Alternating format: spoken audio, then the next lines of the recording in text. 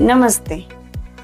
આપણે જેમ ખોરાક લઈએ છીએ, પાણી પીએ છીએ, શ્વાસ લઈએ છીએ અને આપણું શરીર બેલેન્સ થવા માટે એને કોષની ચયાપચયની ક્રિયા કરી અને એ જ સ્વરૂપે બહાર કાઢે છે. મતલબ કે ઘન, પ્રવાહી અને વાયુ સ્વરૂપે.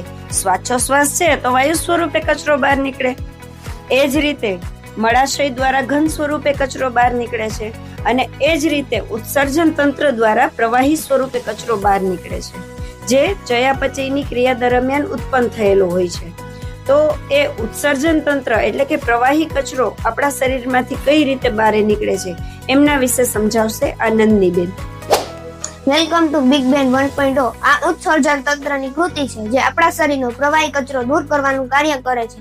આપણા શરીરમાં રુધિર આવે છે જે કિડની દ્વારા ગળાઈને આવે છે.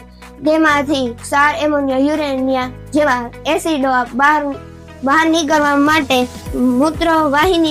મૂત્રવાહિનીમાંથી મૂત્રાશયમાં જાય છે. ત્યારબાદ મૂત્ર માર્ગમાં આવે છે અને ત્યારબાદ મૂત્ર છિદ્રમાંથી બહાર નીકળે છે. Thank you.